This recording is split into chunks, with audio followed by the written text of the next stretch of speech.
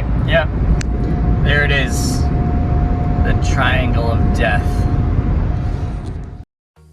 This is my $300 Prius. Yes, I bought this car for $300. And yes, there's a story. I'll put a link to that video right at the end of this video so you can watch that one next. My $300 Prius is sad.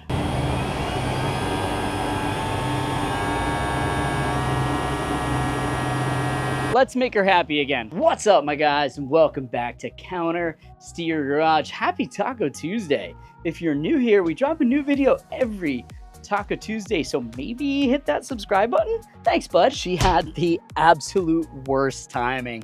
I was driving through New York City on my way to Connecticut to go do race car things, and I got the dreaded triangle of death. I got a check engine light, and the car kept randomly popping itself into neutral. The triangle of death is especially concerning because that's a hybrid system fault. At 230,000 miles, this could mean that we're gonna be shopping for a daily soon. But let's not panic right away. The check engine light means she's talking. And if she's talking, that means it's on us to listen.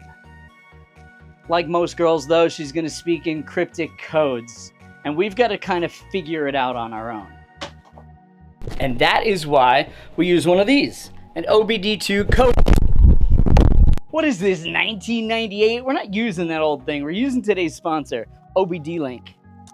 I've been using my OBD Link MX Plus for years. I keep it in my bag as part of my everyday carry because you never know when the old girl's gonna get some mood swings. The OBD Link MX Plus works with all OBD2 cars. That's any car in the US 1996 or newer. It is so fast that it connected to the car before I got a chance to tell you how fast it is. For my track pros out there, the OBD Link MX Plus can send ECU data to your favorite lap timer app. The Bluetooth connection is specifically tuned for data logging. Hit that link in the description to check the compatibility with your car, your device, and all of your favorite third-party mobile apps. My guys, you know me. I know me. I know that you know me. I know you. You know you. And I know you know that I know you.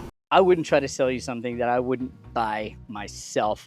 This thing's the real deal. Hit that link in the description to get yourself one. All right, so enough of the Casey Neistat vlog type stuff. Let's get down to fixing my car. The codes we've got two codes here. The first one is a P0A93. I've known about this one for a while. In the wintertime, the automatic fuel pumper jammy clicks off. So I had a feeling this one was coming. I can get a charcoal canister, easy stuff. The other one, now this is the hybrid system. It's a P0A93. This is the inverter coolant pump malfunction code. That sounds scary. It's actually not though. Fairly common on these second-gen Priuses, and I am so glad it's not a battery. Oh man, I was dreaming a little bit about a new daily. I was thinking, I could daily a Toyota Chaser or something like that, but it looks like this is gonna be an easy fix, and it looks like the Prius will live to fight another day. Let's get under the hood.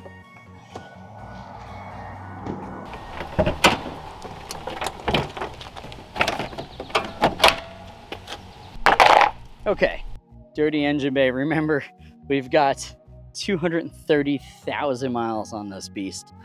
Our coolant pump for the inverter is gonna be right down in there. You can kind of see. So it's down in this area here. We gotta take some stuff off in this corner to access it.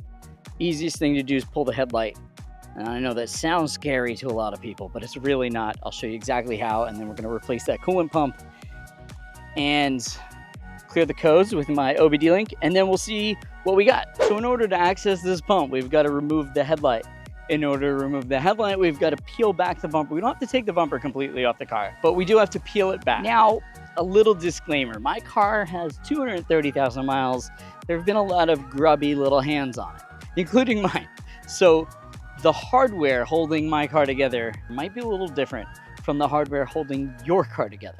So the bolt sizes and things like that might not directly relate to what you're looking at. but the bolt locations should all be pretty similar. So to peel the bumper, we really just want to pull it out from the corner and just pull it away from the car. So what we're gonna have to do is, you've got a clip here, and a clip here, and then you've got a bolt here and a bolt here. Now your car might have like hood bumpers, like little rubber guys where you'll have to stick a Phillips head down there. These are 10mm. That's it for the top. Then we also have little 10mm holding this together, the bumper to the fender. So we'll have to pull that as well. And then we'll just gently pull back and gain access to the bolts that hold the headlight in.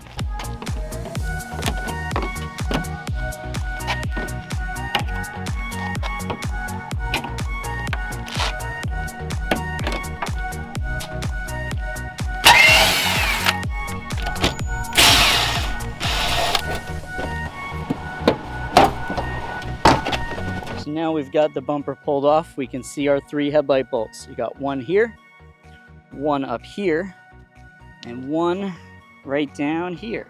Not this guy, the one that's in the metal just below it.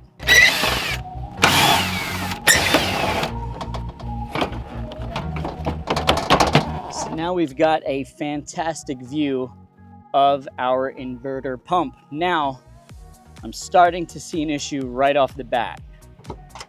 My mounting tabs have rotted completely out of the car. In your situation, you're gonna take these 10mm bolts, 1, 2, and 3. In my situation, I'm not sure yet. Now, once you've got it unbolted and a little bit movable, we're gonna back off these clamps a little bit. Mine are rusted, and I hope that they move. They are moving, just a little bit. Okay, got that hose clamp backed off. Go nice and far back. You'll see why in the next step. Some cars, these hoses might be brittle. So take a close look at them. Before you start moving stuff around and getting real rough with it, take a quick look at these things and see, you know, are they in rough shape? Are they cracked? Are they dry rotted? Or are they still pliable? If they're pliable, then you can move on to the next step. If they're dry rotted or cracked, you're really gonna wanna stop and have a think before you go any further. So if your hoses are rubbery and compliant, you can get yourself a pair of these. Got these from Harbor Freight. They're awesome little tool. They're line clamps. You squeeze them, you pull them, and they pinch off the fluid.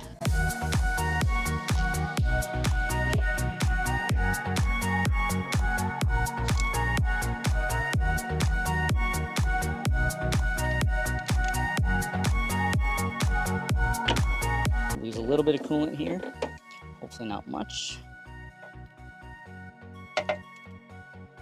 And there is your inverter pump.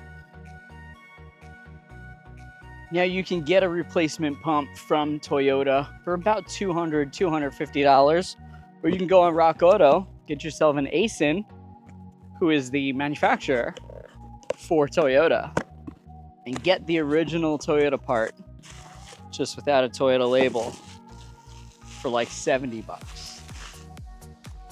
As you can see, I went the ASIN route because it's the same thing.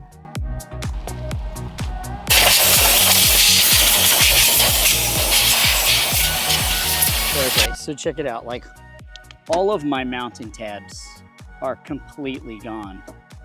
So I don't really have a plan now for remounting this thing, other than maybe like some zip ties. I'm a race car mechanic, man. What do you expect? So with limited availability of options for mounting this thing, I don't think zip ties are gonna work, unfortunately. Body guys, metal workers, and purists, look away. We're gonna use self-tappers and just send it right into the steel. Should work. I mean, by the time it's a problem, this car will be long gone. So, self-tappers it is.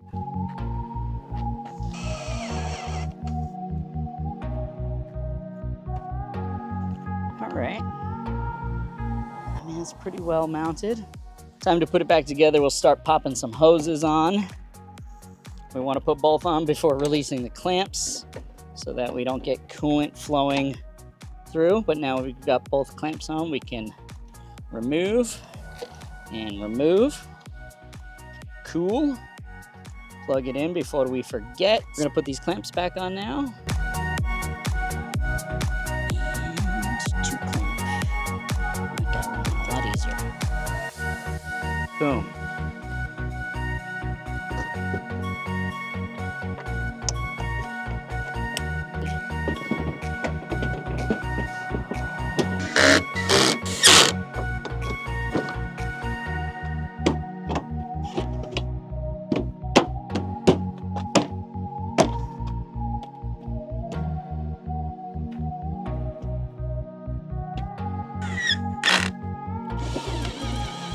So it's always good practice to check your coolant level after doing something like this.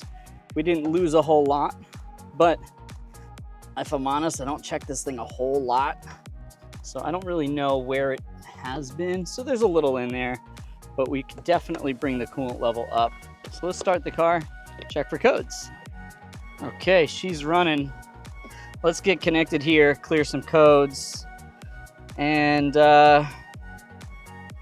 cross our fingers, hope this works.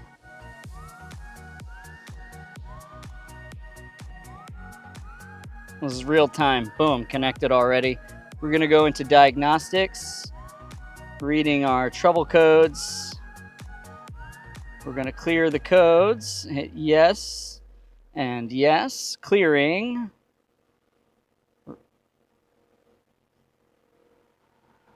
No pending, stored, or permanent codes. Check engine light and the triangle of death are off. I think the last step is to just take this thing for a little rip and make sure it's good, and I guess we don't get our Toyota Chaser this time around.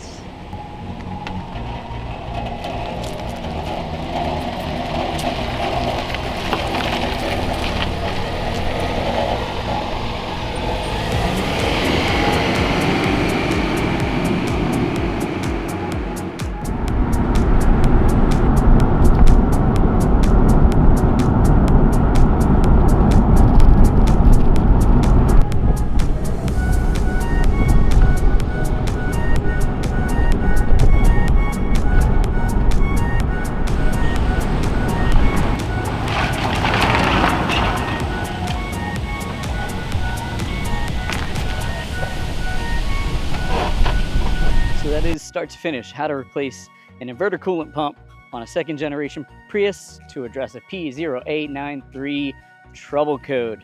Again, huge thank you to OBD Link for sponsoring this episode. Again, link in the description to get yourself one. That's it for me today, guys. I'm sweating, I need a shower. But you should watch this video here. It's about the Prius. I'll see you guys next Taco Tuesday.